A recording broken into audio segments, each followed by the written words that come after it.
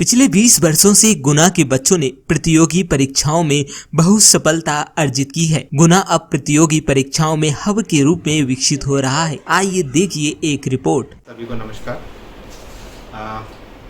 जैसा कि हम लोगों को पता है कि पिछले कुछ वर्षों में गुना से काफ़ी लोगों ने यूपीएससी, एमपीएससी एवं कई सरकारी एग्ज़ाम्स में उत्तीर्ण होकर नौकरियां प्राप्त की हैं। एक समय था जब हम लोग गुना में थे तो गुना इतना छोटा शहर कि लोग गुना का नाम नहीं जानते। जब हम कॉलेज में जाते थे तो लोग पूछते थे ये कहाँ है। और उस समय से देखें और आज हम देखें तो जिस तरीके से हमारे युवाओं ने, हमारे विद्यार्थियों ने जिस तरीके से प्रोग्रेस करी है वो प्रशंसनीय है, सराहनीय है। अब गुना को हर कोई जानने लगा है और मैं यही बोलना चाहूँगा कि आप सब लोग जितने बच्चे हैं सब लोग कोशिश करते रहें, मेहनत करते रहें और अपने सतत प्रयासों से हम ऐसी सफलता पाते रहेंगे। मैं इसी के साथ आप लोगों को बहुत बहुत शुभकामनाएं देता हूँ। धन्यवाद। ये बहुत खुशी की बात है कि गुना ज़िले से कई सारे प्रतिभागी अलग अलग परीक्षाओं में उत्तीर्ण होकर बहुत सारी कॉम्पिटिटिव एग्ज़ाम्स निकालकर आज अलग अलग पदों पर आसीन हैं और जनसेवा कर रहे हैं। मैं यही आशा करता हूँ कि गुना ज़िले के अन्य प्रतिभागी जो अभी तैयारी कर रहे हैं, जो लोग वहाँ से सिलेक्ट हुए हैं, उन लोगों से प्रेरणा लेकर और भी ज़्यादा से ज़्यादा मात्रा में सिविल सर्विसेज या अन्य कॉम्पिटिटिव एग्ज़ाम्स निकालें और अपने देश की और अपने समाज की सेवा करें। धन्यवाद। नमस्कार, मैं दीपक चौधरी, सिविल जज गुना नगर से हूँ। मैं जब भी किसी प्रतियोगी परीक्षा में अपने नगर के प्रतिभागियों को सफल होते देखता हूँ तो मुझे इस माटी के प्रति न केवल कृतज्ञता आती है अपितु गर्व भी होता है कि हमने इस माटी में जन्म लिया है। मैं जब न्यायिक सेवा की तैयारी कर रहा था तब हमारे नगर में सीमित संसाधन हुआ करते थे, किंतु मेरा हमेशा से मानना रहा है कि किसी भी लक्ष्य को प्राप्त करने के 3 मूल मंत्र हैं और वह हैं परिश्रम, परिश्रम और कठोर परिश्रम। मैं अपने नगर के सभी प्रतिभागियों को शुभकामनाएं देता हूं कि वह स्वयं में विश्वास पैदा करें और अपने लक्ष्य को प्राप्त करें। धन्यवाद। जो प्राप्त है उसको अपर्याप्त समझना, अक्सर हम यही भूल करते हैं। मैं आपको एक वाक़या बताना चाहती हूँ। लगभग 2001 की बात है। मैंने अपना 12th पास आउट किया था और मेरे सभी दोस्त उस समय अपनी फर्दर एजुकेशन के लिए इंदौर जा रहे थे। मैंने भी भैया से कहा कि भैया मुझे इंदौर जाना है, तो भैया बोले कि नहीं बेटा, आपको जो करना है गुना में करो। मेरी जितनी सामर्थ्य मैं कोशिश करूँगा आपको अच्छे से अच्छे संसाधन उपलब्ध करा पाऊँ, पर मैं गुना से बाहर जाकर पढ़ाई करने की अनुमति नहीं दूँगा, क्योंकि बाहर माहौल बहुत अच्छा नहीं रहता। उस समय थोड़ी निराशा हुई, ऐसा लगा कि सब कर रहे हैं, हम क्यों नहीं कर सकते। उसी दौरान मेरी बड़ी बहन सपना का ग्रेजुएशन हो गया था और वो विजयवर्गीय सर के यहाँ पीएससी का मार्गदर्शन लेने के लिए जाती थी। तो एक दिन मैं उसको छोड़ने गई थी। सर से मेरी नमस्ते हुई और फिर मेरे आने के बाद सर ने सपना से कहा कि तुम्हारी छोटी बहन क्या कर रही है, उसको भी बोलो पीएससी की तैयारी करे, नहीं करना हो तो भी कुछ दिन पढ़कर तो देखे।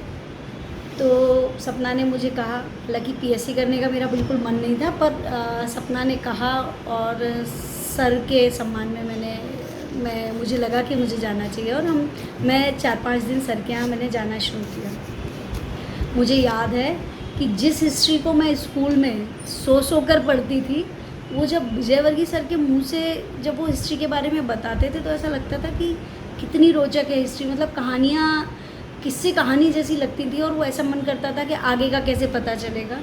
और मुझे याद है मेरे जीवन का वही बिंदु कहा जाएगा कि जब से मुझे ऐसा लगा कि नहीं यार, आर्ट्स के सब्जेक्ट भी बहुत अच्छे होते हैं। और मैंने 4-5 महीने सर के यहाँ पीएससी का मार्गदर्शन लिया। फिर उसके बाद मैंने अपना ग्रेजुएशन में कंप्लीट कर रही थी तो ग्रेजुएशन किया। फिर इत्तेफाक से जब मेरा फाइनल ईयर था तो पीएससी के प्री का ऐड आया और सर ने फिर एक बार यही कहा कि अब तैयारी की है तो एक बार एग्ज़ाम देकर देख लो।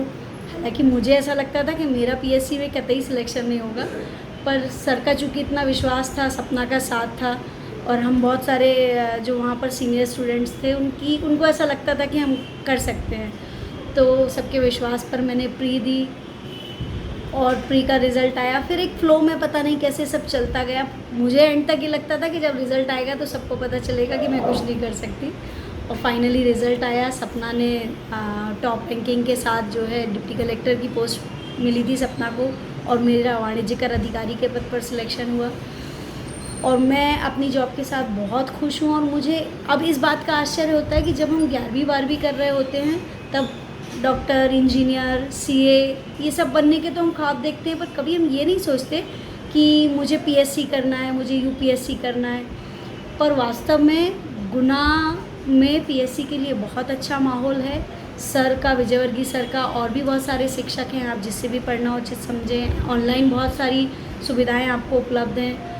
पर मेरा कहना ये है कि जब हम 11वीं 12वीं करें तो जब हम बहुत सारे विकल्प चुनते हैं, उन देखते हैं, उसके साथ एक प्रतियोगिता परीक्षा का विकल्प ज़रूर होना चाहिए। ये जीवन में बहुत अच्छी अपॉर्चुनिटी देता है, हम समाज के लिए कुछ अच्छा कर सकते हैं। देखिए, कोविड पैंडमिक में जब हम लोग, एक सामान्य व्यक्ति अपने घर में था, तब शासन प्रशासन जो है उनके लिए मेहनत कर रहा था। तो यदि इसका हम अंग बने तो इससे अच्छी क्या बात हो सकती है। आप सभी के लिए खूब सारी शुभकामना। Thank you.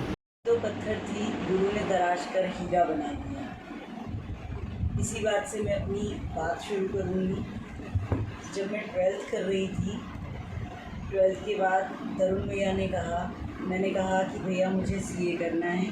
भैया ने कहा कि बेटा दिल्ली भेज दूँगा पर इंदौर नहीं भेजूँगा। दिल्ली जाने की मेरी हिम्मत नहीं थी, घर छोड़कर इतनी दूर जाना संभव ना लगा, तो सोचा कि चलो ग्रेजुएशन कर लेते हैं।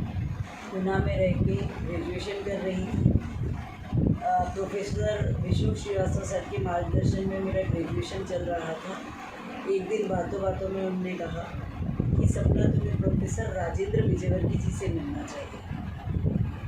मैंने कहा ठीक है सर। मैं प्रोफेसर राजेंद्र विजयवर्गीय सर के पास पहुंच गई। सबसे पहले तो डांट खानी पड़ी, बिना अपॉइंटमेंट किए गई थी। फिर उसके बाद उन्होंने कुछ बात की, कुछ जानकारी ली और मुझसे कहा कि कल से आ जाना। अगले दिन उनकी क्लास में पहुँचे। उनके पढ़ाने का तरीका बहुत ही गजब था।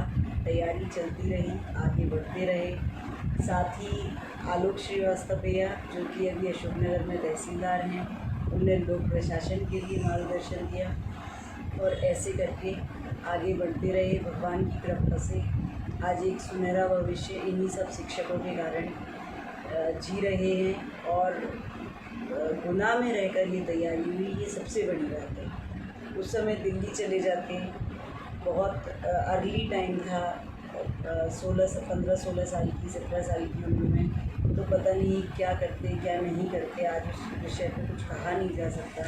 परंतु घर में रहकर परिवार के सहयोग में, परिवार के साथ अच्छे से पढ़ाई की। मम्मी पापा, भैया भाभी, सबका बहुत योगदान रहा, और ऐसे करके आज इस मुकाम पर पहुँचे।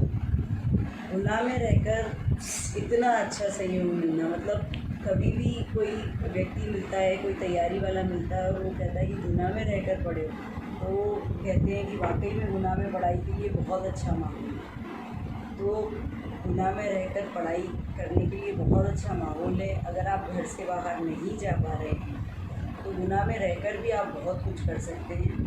बस अपनी पढ़ाई में निरंतरता बनाए रखें और अपना संपूर्ण दें।